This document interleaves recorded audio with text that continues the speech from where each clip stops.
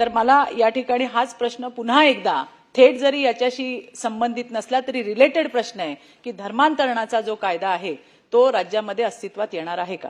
माननीय सभापती महोदय, भारतीय संविधानाने प्रत्येक व्यक्तीला जो काही आपला धर्म असेल त्या धर्माप्रमाणे आचरण करण्याचं संपूर्ण स्वातंत्र्य दिलेलं आहे.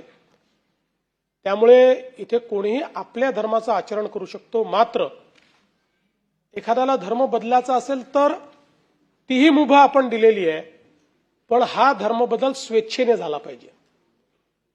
या ठिकाणी जर कुठलं आमिष दाखवून, कुठला दबाव आणून, कोणाची फसवणूक करून धर्म परिवर्तन जर केलं जात असेल तर ते आपल्या संविधानाला देखील मान्य नाहीये, आपल्या कायद्यालाही मान्य नाहीये.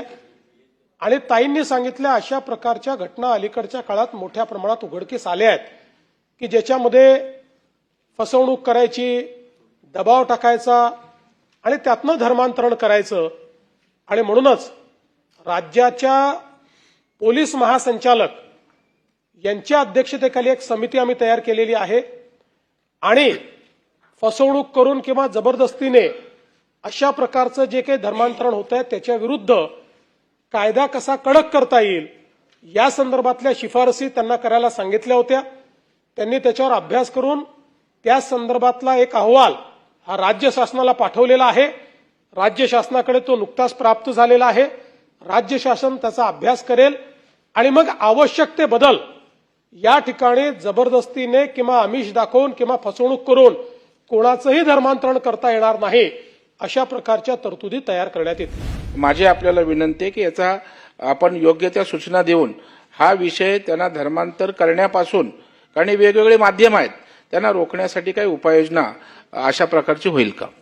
मी म्हणूनच सांगितलं की आपल्या देशामध्ये स्वेच्छेने कुठलाही धर्म स्वीकारायला बंदी नाही, ती बंदी टाकायचा सरकारचा विचार नाही. पण ह्या ज्या घटना होत आहेत, गरिबीचा फायदा घ्यायचा आणि आमिष दाखवून धर्म बदल करायला लावायचा, सेवा शुश्रूषा करतो आहे असं दाखवून धर्म बदलायला लावायचा, आम्ही काहीतरी तुम्हाला अधिकचं शिक्षण देतो पण तुम्ही धर्म बदला, अशा प्रकारचं प्रलोभन देऊन धर्म बदलायला लावायचा, अशा प्रकारच्या ज्या गोष्टी आहेत त्या संविधानाने दिलेल्या स्वातंत्र्याला मान्य नाही आहेत.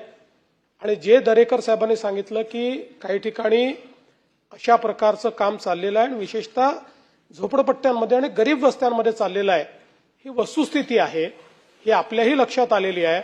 आणि म्हणूनच त्याच्यावर आत्ताही आपल्या बीएनएसच्या माध्यमातून आपण काही ना काही कारवाई करू शकतो, पण ती कारवाई अधिक इफेक्टिव्ह आपल्याला कशी करता येईल याकरता आपण ही कमिटी तयार केली होती. त्यामुळे दरेकर साहेब त्या संदर्भात जे काही पोलीस महासंचालकांनी आपल्याला जो काही अहवाल दिलेला आहे त्या अहवालाच्या अनुषंगाने अशा घटना टाळण्याकरता कडक तरतुदी करण्याची मानसिकता राज्य सरकारची आहे. लवकरात लवकर त्या संदर्भात आम्ही निर्णय करू. पंडिता रमाबाई मिशन ही संस्था एक आहेच, परंतु ज्या ख्रिश्चन संस्था आहेत त्या संस्थांमधलं सुद्धा आपण चौकशी करणार का आणि अशांवरती आपण कारवाई करणार का? सभापती महोदय, सरसकट सगळ्या संस्थांवर चौकशी किंवा कारवाई करण्याची आवश्यकता नाही. कुठल्याही धर्मियांना आपल्या संस्था चालवण्याचा अधिकार आहे. ते एक विशिष्ट धर्माचे आहेत म्हणून त्यांच्या संस्थांवर कारवाई करण्याचं कारण नाही. पण ज्या संस्थांबद्दल तक्रारी येत आहेत त्या संस्थांवर मात्र निश्चित कारवाई केली जाईल. आणि कारवाई करत असताना मी ताईंच्या लक्षात आणून देतो की आपल्याला तक्रार आल्यानंतर त्याची चौकशी करावी लागते. चौकशी करून त्यांना आपल्याला सुनावणी द्यावी लागते आणि त्या सुनावणीच्या अंती अशा प्रकारची आपल्याला त्या ठिकाणी कारवाई करता येते.